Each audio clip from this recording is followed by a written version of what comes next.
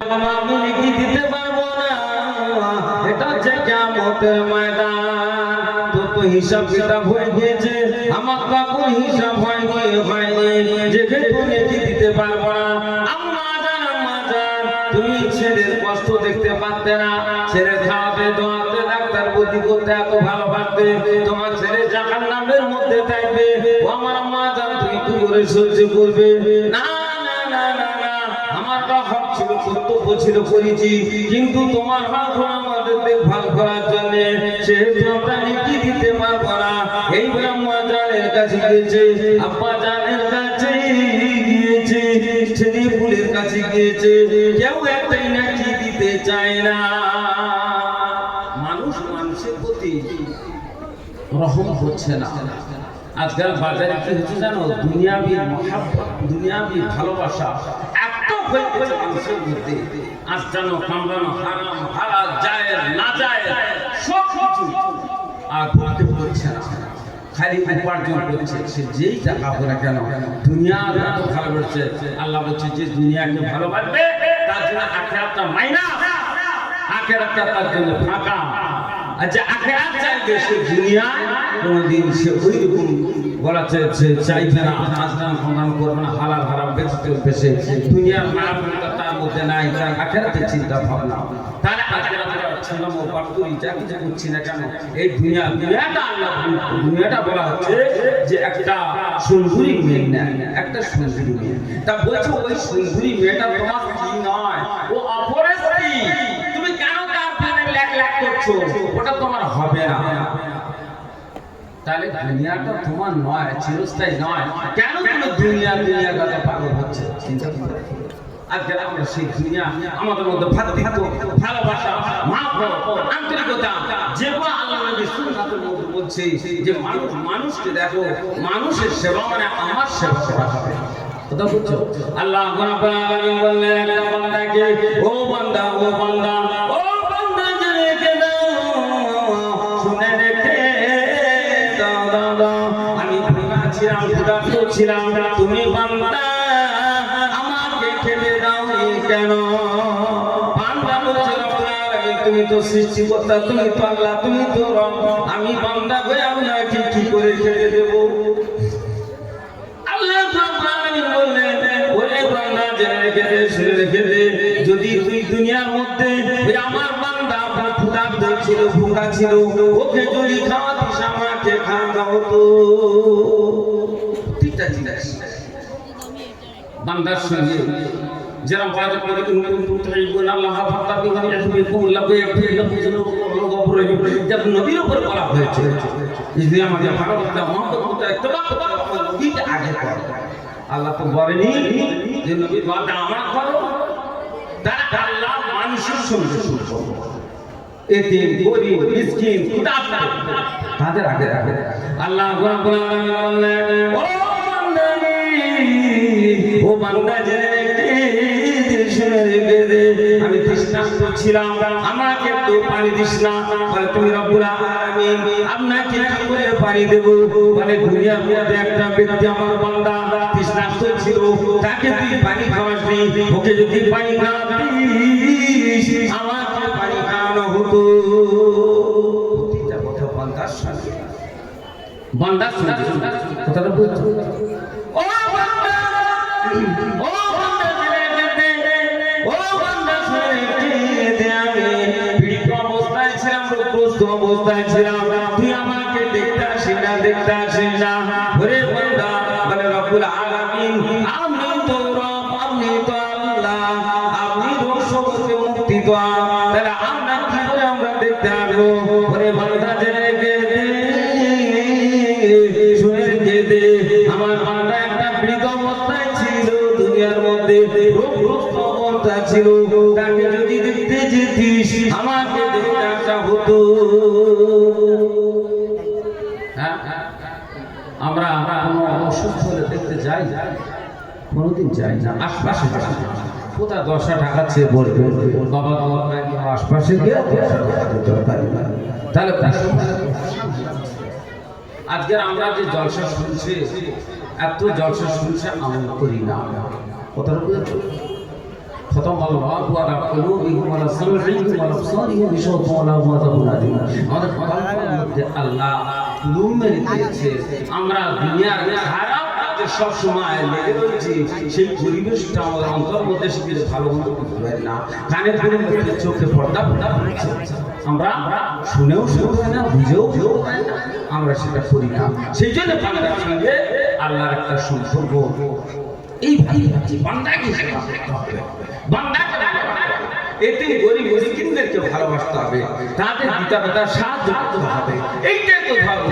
আমি নামাজ পড়লাম কিন্তু বিড়ির কোটে হাত দিচ্ছি না ভাই, খালি তরবি টিপতেছি আর নামাজ পড়তে ঘন্টামি শেষ আর একদম ক্ষুধা অবস্থা রোগা পাচ্ছে না, আটকাত খাচ্ছে, তার দুটো পয়সা দিয়ে আমরা সাহায্য করতে পারি না। এই তো ধর্ম। নামাজ পড়লে ধর্ম? হ্যাঁ, শুধু নামাজ পড়লে আমার সব শেষ হয়ে গেল না, শুধু নামাজ পড়লে ধর্ম হয় না।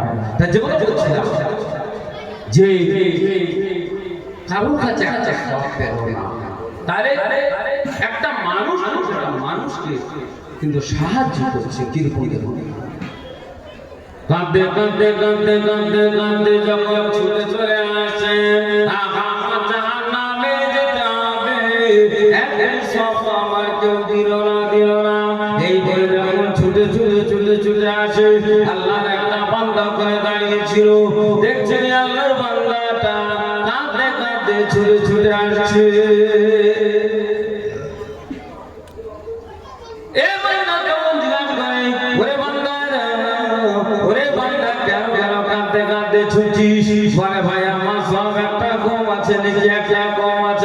আমি নেকির জন্য মা জানের কাছে গেলাম, আব্বা জানের কাছে গেলাম, বিবির কাছে গেলাম, ছেলের কাছে গেলাম, মেয়ের কাছে গেলাম, একটা সওয়াবের জন্য আমাকে দিতে চাইনি, তাই আমি আল্লাহর কাছে টাইম দিয়েছি।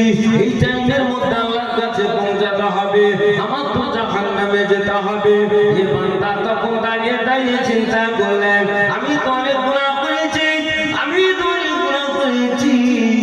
আমার তো অনেক সওয়াব আছে, অনেক সওয়াব আছে, তারা আমি তো জাহান্নামে নিশ্চিত করে চলে যাব। ওর যেহেতু সওয়াব অনেক কম আছে আমার, তাহলে এক কাজ করি, আমার থেকে ওকে সওয়াব দিয়ে দিই, আমি জাহান্নামে শেষ যাব। কিন্তু একটা সওয়াব ওকে দিলে ওই আল্লাহ বান্দা জান্নাতে যেতে পারবে। এই বলে তখন বান্দা ডাকা হলো, শুনের গেদি যা আমার মতে সব নিয়ে চলে যা ওই মিজানে তুলে দে পাল্লায় তুলে দে। এই বলে সবটা নিয়ে হাঁটতে পাল্লায় তুলে দিয়েছে, পাল্লা ভারী হয়ে গিয়েছে। আল্লাহ রাব্বুল আলামিন বললেন, সব কিছু জানেন। আল্লাহ বলছেন, ওরে ফেরেশতা এর পাল্লা ভাঙা ছিল, কি করে ভারী হয়ে গেল? বলে আল্লাহ জানি না, কোত্থেকে একটা সব ফেলে পাল্লা তুলে দিয়েছে।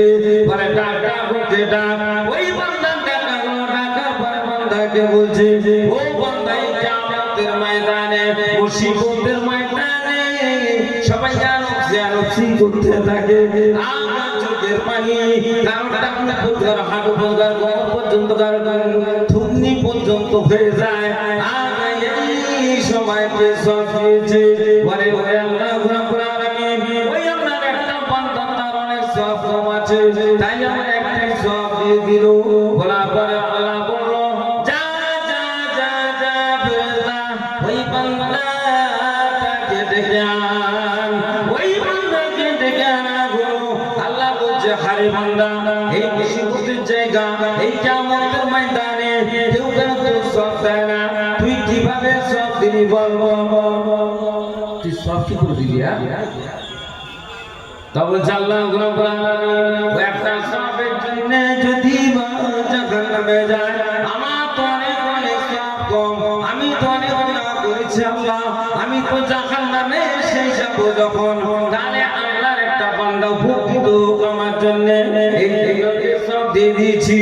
আল্লাহ রাব্বুল আলামিন বললেন, ও ফেরেশতা যা যে সওয়াব মিজানে তুলে দিল ওই ব্যক্তিকে, আর যে সওয়াব দিল যা দুজনকে সবাইকে মধ্যে নিক্ষেপ কর, বলুন সুবহানাল্লাহ। দুজন কিশোর জান্নাতের মধ্যে নিক্ষেপ কর, তাহলে ওই বান্দাকে ভালোবাসো, ভালোবেসে দিল, ও জাহান্নামের মধ্যে জান্নাতে গেল, আর ও ওর জন্য জান্নাতে গেল।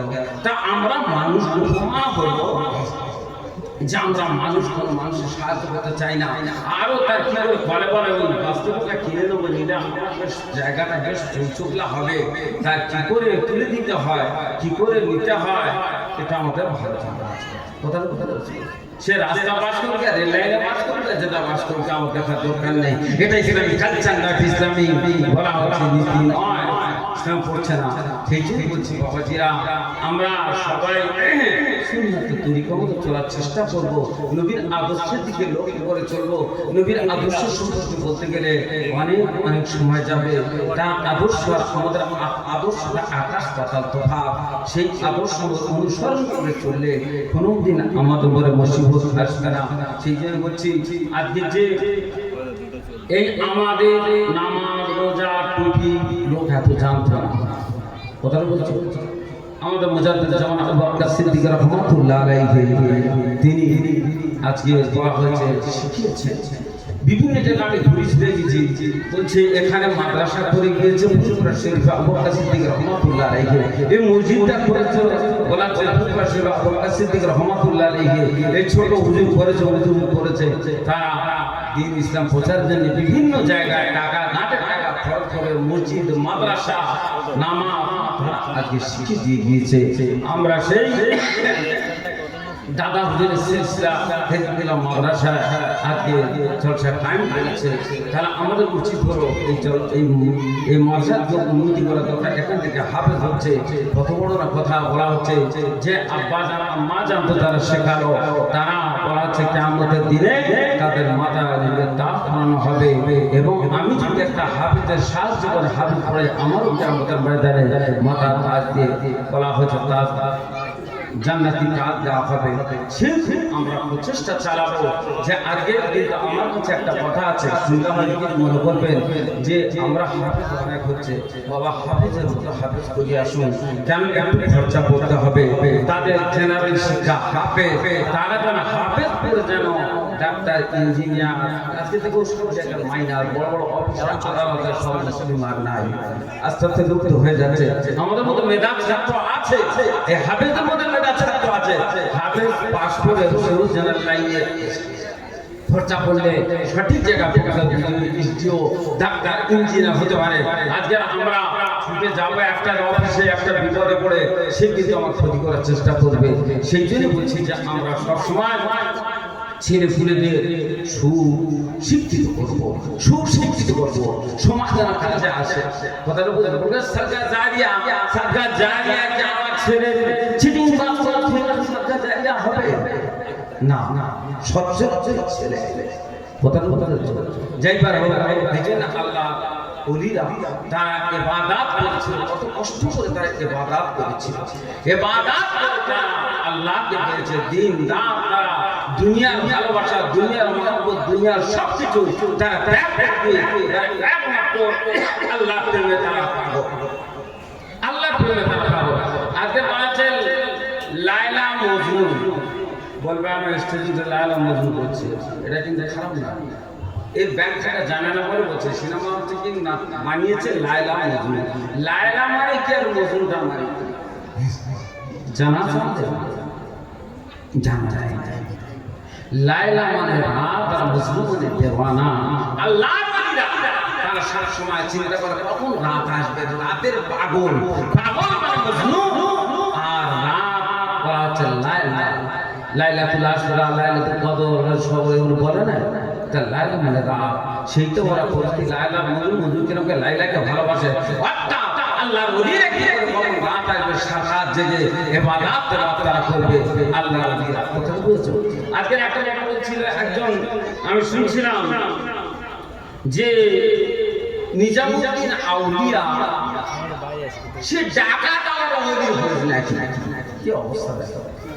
বলছে ডাকাত আবার ওলি হতে, ঠাট্টা করছে, ডাকাত করে ওলি হতে পারে? আল্লাহু রাব্বুল আলামিন বললেন, ওয়া মা বান্দা ওয়া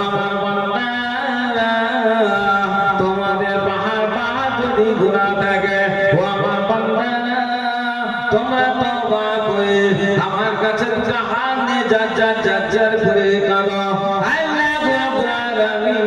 আমি শয়তানের চক্রান্তে পড়ে কাফেরের কুফরির মধ্যে পড়ে গিয়ে সংসারে মায়া জালে পড়ে গিয়ে আল্লাহ গো আমি ভুল করেছি, অন্যায় করেছি, আল্লাহ গুনাহ করেছি, আল্লাহ আমার গুনাহকে মাফ করে দেন আল্লাহ। আল্লাহ বলল যখন বান্দা আমার কাছে দুটো হাত নিয়ে কাঁদবে, তওবা করে যখন ভুল স্বীকার করবে, আমি আল্লাহ তার জীবনের গুনাহকে মাফ করে দিই। কথাটা বলেনি আল্লাহ? কি গো এ কত বলেছে? তাহলে আল্লাহর কাছে আমরা যদি তওবা যদি দোয়া করি আল্লাহ নিশ্চিত মাফ করবে। তা বলা হচ্ছে নিজামুদ্দিন আউলিয়া, কেন আল্লাহর ওলি হবে না? নিজামুদ্দিন আউলিয়া 99টা টাকা লুণ্ঠন করে সংসার চালিয়েছে, মেনটেন করেছে। তার নিয়ে ছিল 100 মার্ডার করে, তার 99টা করে। তাহলে নিজামুদ্দিন আউলিয়া অত বড় পাপ করেছে, অত বড় গুনাহ করেছে, তার গুনাহ মাফ হবে না? তার ওলি হলে কি করে? তওবা বারবার আল্লাহর দরবার কেঁদেছে নিজামুদ্দিন আউলিয়া বারবার।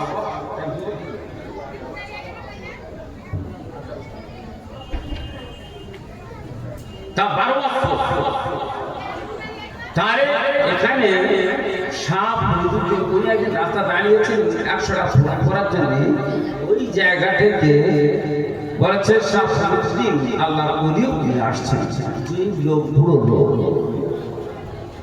তখন এই চিন্তা করছে নিজামুদ্দিন, চিন্তা করছে এই তো আমার তো ওয়াদা পূরণ হয়ে গেল, ওই যে আসছে আমি মার্ডার করবো, লুণ্ঠন করে নেবো, নিন আমার 100 পূরণ যাবে। আমি সকাল থেকে খাই নাই, সকাল খাই না, একটা মার্ডার করে 100 পূরণ গেলে এবার খাবো আমি, এই আশা নিয়ে দাঁড়িয়ে আছে। এমন শাহফরিদুদ্দিন আল্লাহর টুক টুক টুক টুক টুক করে ওই রাস্তা দিয়ে আসছে। বলা হয়েছে নিজামুদ্দিন দেখছে এই দেখ সব হয়ে যাবে, এই বলে বললো কিনা নিজামুদ্দিনের কাছে যখন শাহফরিদুদ্দিন আসলেন, আল্লাহর ওলি আসলেন, আসার পরে হাতে আটকালেন, তখন শাহফরিদুদ্দিন আউলিয়া বলছেন ও বাবা কেন কেন তুমি আমাকে আটকেছো, বলো বলো। দেখেন দেখেন দেখেন দেখেন আমি 99টা মার্ডার করেছি, মাল লুণ্ঠন করেছি, আর তোমার পাল্লা আমি 100টা পুরো করে দেব।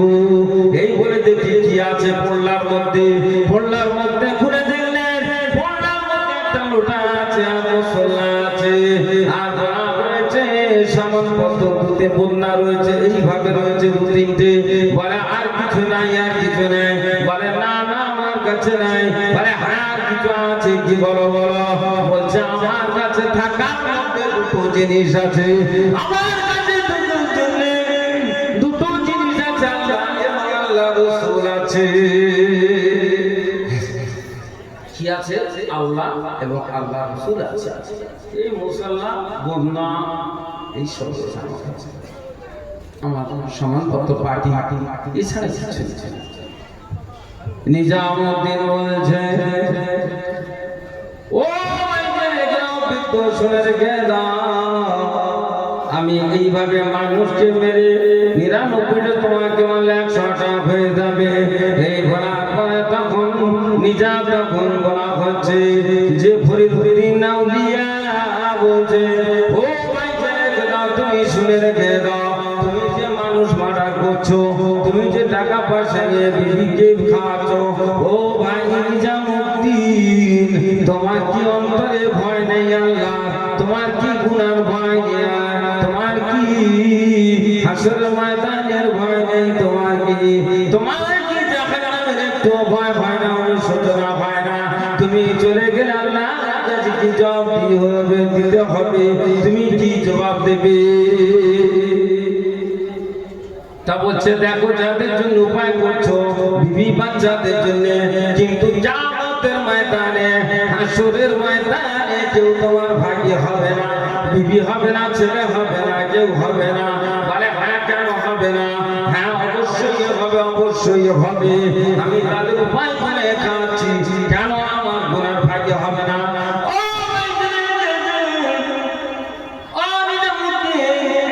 জেনে রেখে দেন, শুনে রেখে না না না না না, কেউ তো গুনার ভাগ্য হবে না। তুমি জিজ্ঞেস করে আসো তোমার বিবিকে, বলে আমি জিজ্ঞাসা করতে গেলে তুমি পুরো পালাবে, তোমার ধান্দাটা বড় খারাপ, বুঝতে পেরেছি। না না, তুমি আমার ওই লতা পাতা দিয়ে পাটা ভালো করে, হাতটা ভালো করে জল পিস করে বেঁধে নাও, রেখে চলে যাও বাড়ি। এগুলো জিজ্ঞেস করো বিবিকে। তখন নিজামুদ্দিন ছুটতে পেরে ছুটতে ছুটতে ছুটতে ছুটতে বাড়ি চলে গেল, বাড়ি চলে গেল। বিবি বলছো আমার স্বামী 100 মারার হয়ে গেছে, খুন হয়ে গেছে, এবার তুমি করে নাও। না না না না, আমি করবো না, করবো না, করবো না। যখন 100 পুরো হয়নি হয়নি, কিন্তু আমার ভয় হয়, আমি যে গুনাহ করছি, আমি যে মার্ডার করছি, আমি যে টাকা পয়সা খেয়ে নিয়ে তোমাদেরকে খাওয়াচ্ছি, এই গুনার ভাগী কে হবে? কিয়ামতের ময়দানে, হাসরের ময়দানে কি জবাব দেব? আহা, জাহান্নামের ওই কঠিন আযাব, ওই জাহান্নামের আগুন হচ্ছে দুনিয়ার আগুনের চেয়ে 70 গুণ বেশি হবে। ওই আগুনের মধ্যে ফুটতে হবে। আমি নিজামুদ্দিন ভয় হয়। ও বিবি তুমি কি, ও বিবি তুমি কি আমার গুনার ভাগ্য হবে না? তখন বিবি বলছে, ওরে স্বামী জেনে রেখে দাও, শুনে রেখে দাও, কিয়ামতে তোমার গুনার ভাগ্য আমরা হতে পারবো না। তোমার হক ছিল উপায় করে খানো, কিন্তু তুমি কি করে খাবে জানি না, তোমার গুনার ভাগ্য আমরা হতে পারবো না, গুনার ভাগ্য হতে পারবো না। এমন অবস্থায় কাঁদতে কাঁদতে কাঁদতে কাঁদতে যখন রাস্তায় আসছেন, ছেলেটা যখন দেখা হয়ে গেল, ও ছেলে, আমি যে গুনাহ করেছি, আমি যে 99টা মারার করেছি, আমি যে ধন সম্পদ কেড়ে রেখেছি, মানুষের মাল লুণ্ঠন করে গাড়িয়ে রেখেছি, জনগণের হক মেরে আমি তোদেরকে খাইয়েছি, এই গুনার ভাগ্য কি করা হবি? আমাদের বললে তো সব গায়ে বলি, জনগণের হক তো কেউ মেরে খাচ্ছে। একজন ঘরে ঢাকায় আসবে, তার সে 12টা বেজে ঘরে ভাত দেয়, তোরা বুঝেছো?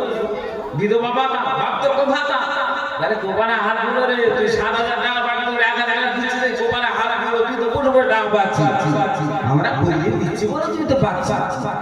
কি পঞ্চায়েতের মা গাপ গাপ গাপ গাপ ফট হচ্ছে, কোনো ভয় নাই, অন্তরে একটু ভয় নাই। জনগণের মাল মেখালি ঢুকছে, কাঁপায় ঢুকছে, কি হবে কিয়ামতের ময়দানে, কি অবস্থা হবে, কি চিন্তা একটু মুসলমান আবার মসজিদে এখন তার বুজুর্গি দেখলে কপাল ফেলে যায়। কোথায় বলেছো তার বুজুর্গি এত হক মেরে খাচ্ছে।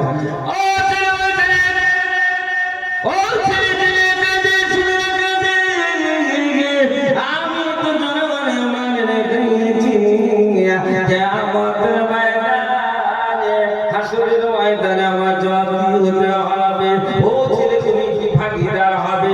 আমার গুনার ভাগীদার তুমি কি হবে?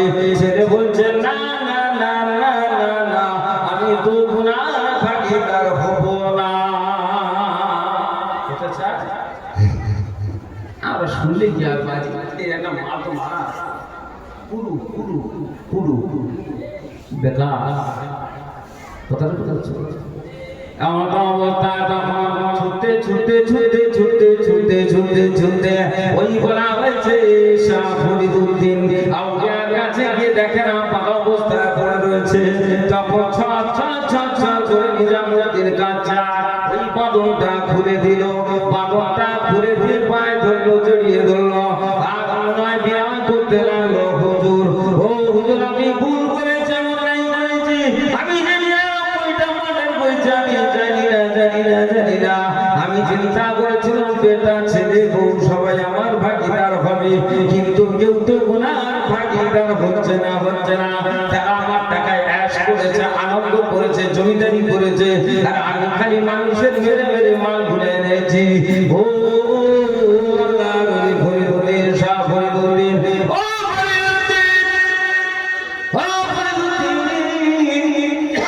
আমার জীবন মাফ হবে না, আমি এত বড় অন্যায় করেছি, আমার জীবন মাফ হবে না। প্রতিদিন আউলিয়া বলেন মাফ হবে না। প্রতিদিন আউলিয়া বলেন এই মোরা গাছের গোড়ায় বসে 12টা বছর তুমি আল্লাহর ইবাদত করো, 12টা বছর আল্লাহর ইবাদত। তখন বলা হচ্ছে নিজামুদ্দিন তখন ওই গাছের গোড়ায় বসে ছর করে কাঁদে, লা ইলাহা ইল্লাল্লাহ, লা ইলাহা ইল্লাল্লাহ, লা ইলাহা ইল্লাল্লাহ, লা ইলাহা ইল্লাল্লাহ, লা ইলাহা ইল্লাল্লাহ, আল্লাহু আল্লাহ আল্লাহ আল্লাহ আল্লাহ আল্লাহ করে জিকির করতে থাকেন গাছের গোড়ায়। আল্লাহ তোমরা এত বড় গুনাহ করেছি, আল্লাহ তুমি রহমান রহিম, তুমি আম্মা জান যা ভালোবাসে ছেলেদের তার মধ্যে তুমি আমাদের ভালোবাসো। আম্মা জান কষ্ট সহ্য করতে পারে না, আল্লাহ তুমি তো কষ্ট সহ্য করতে পারবে না। আল্লাহ গুনাহ গুনাহ আমার গুনাহ মাফ করে দাও। এই করতে করতে 12টা বছর পূর্ণ হয়ে গেল। এমন অবস্থায় বসে দেখেন না একটা নতুন কবর দেওয়া হয়েছে, একটা সুন্দরী মেরকাল মাটি দেওয়া হয়েছে। ওই বাগানে বসে বসে দেখছে ওই কবরটা একটা জওয়ান ছেলে, ছোকরা ছেলে, সে মাটি সরাচ্ছে। তখন কেন কবরের মাটি সরাচ্ছিস? কি বলবো, এই ছেলে আমার আশা ছিল, এত সুন্দর খুশি মেয়ে ছেলে ছিল, আমার একটা আশা ছিল যে ওর সঙ্গে আমি খারাপ ব্যবহার করবো, আমার মনের সাপ মেটাবো, কিন্তু পারি নাই। আজকের এই গোরস্থানে ফাঁকা, কেউ দেখার লোক নাই, এই জন্য আমি ওকে জানা করার জন্য মাটি সরিয়ে কবরে নেবে, কাপড় সবই আমি জানা করে নেব।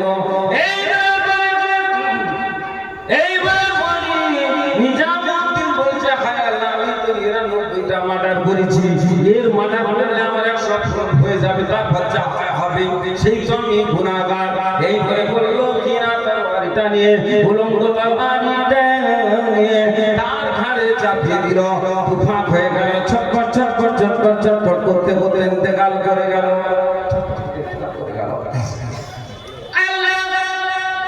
আমি তো আরেকটা গুনাহ করে ফেললাম, আল্লাহ তুমি তো মাফ করবে না,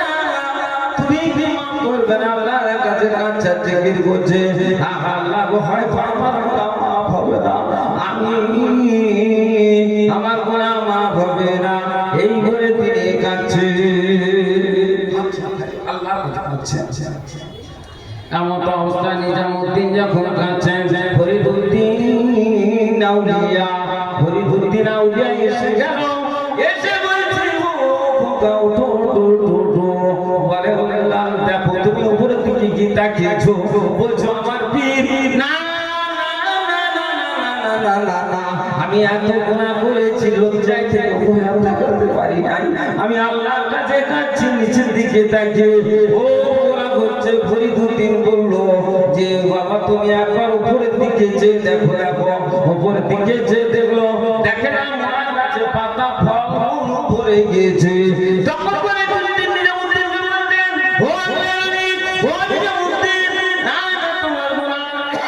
তোমার তওবা আল্লাহ কবুল করে নিয়েছে, তোমার গুনাহ মাফ করে দিয়েছে। তাহলে বলছে যে ওলি হয়েছে, মার্ডার করে দিয়েছে, তওবা করেছে, আল্লাহর কাছে ফিরেছে, কোন তপ্ত তার জন্য আমি তপ্ত হই না। কত অনেক করছি, একবার শুয়ে কি বিজনেস দেখে, একবার শুয়ে কি চিন্তা করি জানি সারাদিন কি করলাম, তাও তো করি না, একবারও চিন্তা করছি এই টাকাটা অন্য জায়গায় রাখলে কেমন হবে, এর এইটা কেড়ে এর এইটা আল ফেললে, এর এইটা চিটিংবাজি করলে, আর কিছুটা মিথ্যা সাক্ষীটা দিয়ে মাল পাওয়া যাবে, সব ঠান্ডা। ভাই ভালোবাসা আবার মহব্বত মানুষ মানুষের মহব্বত ভালোবাসা, আর ইসলাম তো লাভালাভি হয়ে যাবে। জন্য বলছে যে ওই রকম বলা হচ্ছে যে কাফের যারা হয়েছে তাদের গুনাহ কিন্তু মাফ হবে না। আর আমরা তো নাম ধ্যান করে ঈমানদার অবশ্য লা ইলাহা ইল্লাল্লাহ মুহাম্মাদুর রাসূলুল্লাহ পড়াতে মানে ঈমানদার করি বাজি, তাই এদের বলেছে জাহান্নাম অবশ্যই দেবে। ওদের খাদ্য কি? ইল্লা হামিমা ওয়া সাফা, ওদের খাদ্য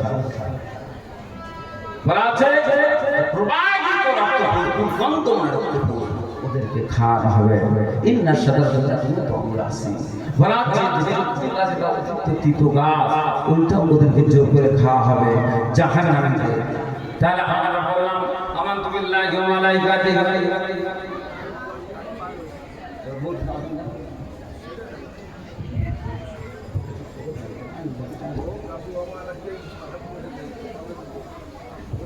হ্যাঁ বাবাজিরা, ভাইসাবরা, এখন আজান হবে, আপনারা সবাই মসজিদ যাবেন। আসসালামু আলাইকুম ওয়া রাহমাতুল্লাহি ওয়া বারাকাতুহু। আপনারা মাগরিবের নামাজের পরে থেকে এতক্ষণ পর্যন্ত ওয়াজ নসিহত শুনলেন, সেই সঙ্গে আমাদের আপনার পর্ব আজান হবে এশার আজানের পরে আমরা নামাজ পড়িয়ে নিয়ে একটু বিরতি রাখবো। নামাজ পড়ার পরে